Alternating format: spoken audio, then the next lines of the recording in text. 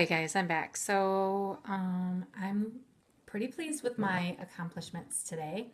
Let me just show you a few things. So I've got the sewing machine. I got it out of the styrofoam and unpacked it. The first thing that I had to learn how to do was thread what they call the bobbin that actually goes down below here. It's like the under thread. So this actually slides off. Let me see. I'm taping myself right now. And then there's a piece that comes out here. And in here, I actually went through the process of threading the bobbin. I think I'll do a separate video of that because it's a lot. I'll just tell you what I did today. Then I also had to learn how, so let me slide this back on. This is like just an extension thing. Oh, I forgot to show you another really cool feature of this is that when I'm ready and done for the day, I can actually store my sewing machine extra parts in there so they don't get lost. So I kind of think that's kind of cool. Here, let me see if I can. I'm trying to record and get this thing back on here all at the same time. Move this out of the way. All right. Slide this back on. There it goes. Okay, got that back on. The second thing I had to learn how to do was how to actually thread the top thread onto the sewing machine. And it was kind of complicated because I could not get at first figure out how to get like this auto threader on the needle to work, but I did. Let me show you some of the features that I've learned about the sewing machine.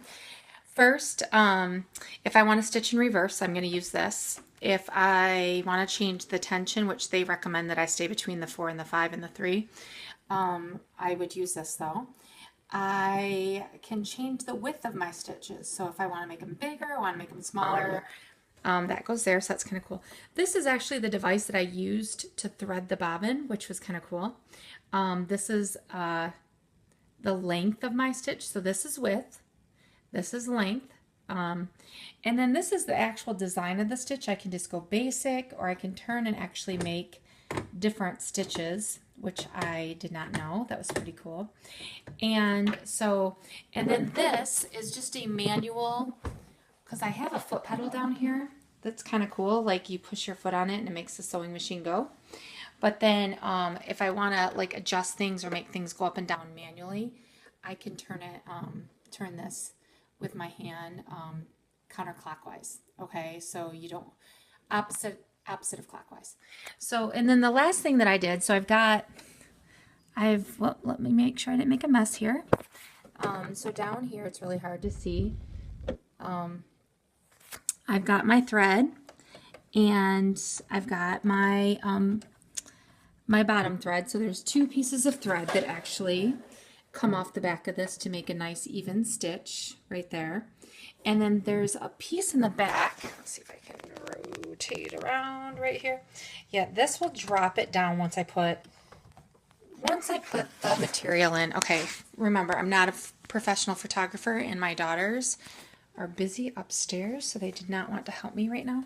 So I was pretty pleased with this. I just, believe it or not, we have so many crafts in our house. I will show you. Okay, I just got so many crafts. So I'm going to walk you out into, this is just our basement. Okay, all of this is organized. Oh, I should turn the light.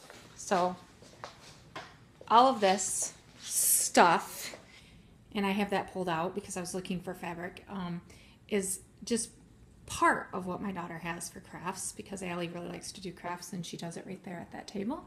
So we're still in my basement. So all of that, I could not find fabric. I was like, are you kidding me? So this is the rest of the basement. And this is Ferguson. That's one of our kitties.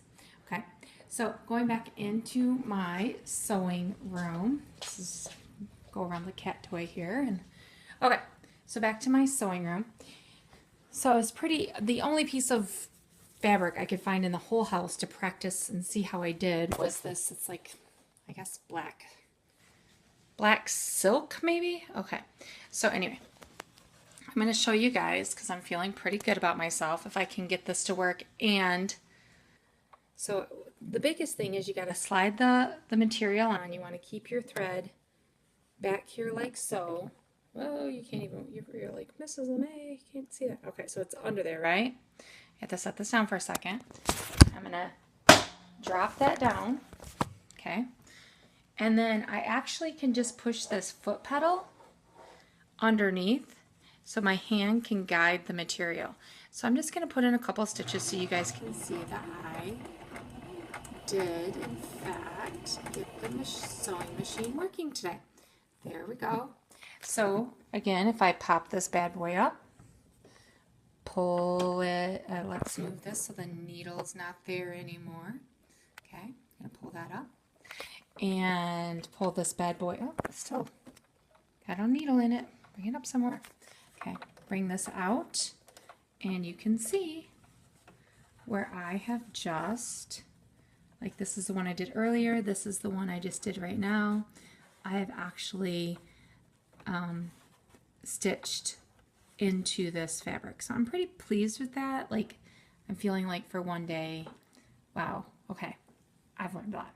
So saying goodbye for now. This is the end of week 1, learning how to sew. I'm going to clean up this room now because you know it's going to drive me crazy.